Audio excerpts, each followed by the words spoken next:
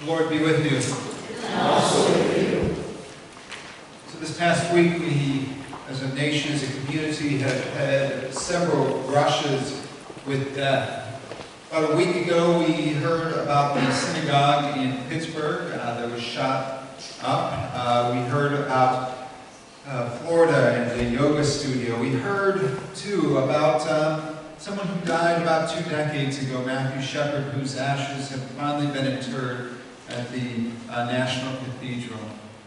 We've heard about friends nearby in Crystal Lake High School.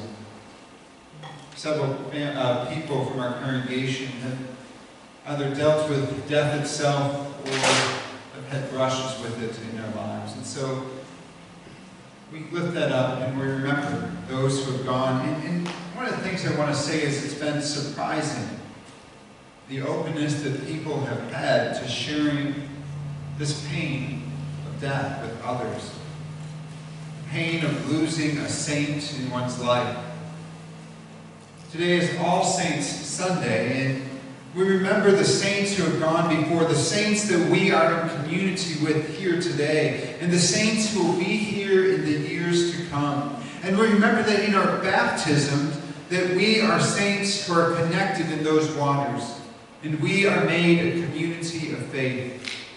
Now the phrase that comes to mind today as we sit with All Saints Sunday, as well as consider the stewardship of community, is a phrase that Doug Halpin, a member here and the executive director of Lutheran Men in Mission, often talks to me about. And he says, you know, he has a passion for connecting men together. And he says to me often, he says, you know, one of the things that I want to see is that men are able to have someone who they can call at 1 a.m. I thought it was 1 a.m. He told me this morning. No, it said 3 a.m. So who are you going to call at 3 in the morning when you need to talk? Who's going to pick up the phone at 3 in the morning when you're struggling because you're going through a relationship issue and it's come to a head one more time? Or who's that person that you're going to call when that addiction starts to take over in your life and you want to self-medicate with alcohol, but you know better and you just need to talk to someone else? Who's going to pick up and connect with you to give you the strength? Or maybe you're sitting in the hospital and you know it's time. And people are all around you, but you still feel alone. Because the one you love most in this world is fading. You trust the promises of Jesus and that Jesus is walking with you, but you still feel alone and you need someone to represent Jesus for you in that moment. So who are you going to call and allow to walk with you? Who are you going to allow to be Jesus to you in that moment? And these relationships take stewardship of community to get to this point. In our gospel lesson this morning, Jesus has stewarded community and made people a significant part of his life at this point.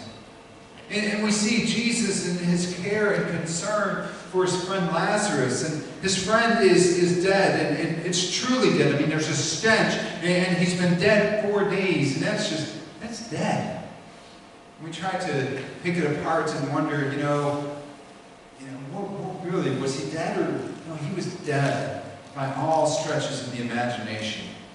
And so Jesus is overwhelmed in this moment by his grief, by his anguish for his friend who's gone. And what he does is goes not to show the power of God, not at first anyway. Jesus walks in like anyone who has lost their dear friend.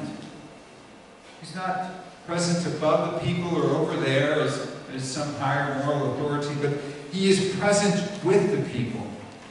And Jesus doesn't just try to offer up some sort of platitudes like God needed them more or he's in a better place. Jesus, we like to say those things when we're uncomfortable, when we're not quite certain about the silence that we're just sitting in. So we feel like we need to fill the air with these platitudes. But Jesus doesn't do that. Jesus allows himself to sit in that moment, to be present with this grief, and to be with the grief of the sisters as well, and the loss that they are experiencing.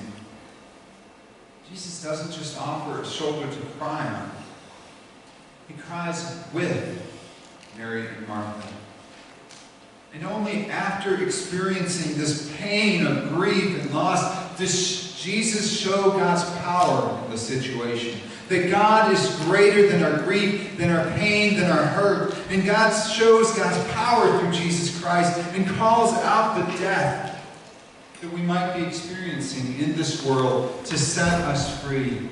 And Jesus says loud and clear, "Unbind him, let him go." Lazarus is resurrected from the dead. And God, whom Jesus shows us God's power over death in this situation. Is this always the case, though? Do we always allow God to show up in our hurts and in our pains in order for us to be unbound, in order for us to be let go? And while this text specifically addresses death and having a resurrected life, being bound can be more true for many of us today than we might expect. You might shy away from opening yourself up to God in hurts and pains and struggles and grief. So what are the deaths that we might be experiencing, though? We experience being bound in death when we show up at school and we see that our name is not on the cuts for the basketball team, or we experience being bound when we are slandered against for sticking up for what we feel is right. And so after it's happened enough times, we feel bound and we remain quiet. We're bound by death when we go to the doctor and hear that we're unable to have children. Or bound when we feel the shame of a divorce. Or when you allow those Jesus into those binding claws, when you allow Jesus to cut them open, to give you space to share them, you start to loose the bonds that are holding you into death as well. And it's not a literal death, but a figurative death from really living in the world.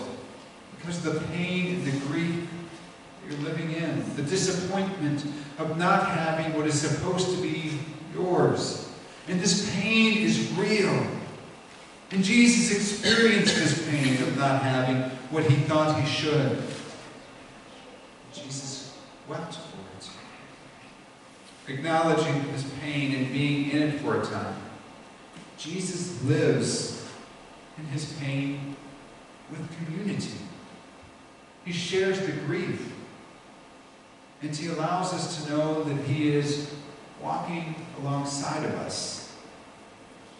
And when we steward relationships in this community, we know that we have a community that will support us, that will walk alongside us in our griefs and in our pains and in our hurts. And the pain is real for those who remain when we lose someone.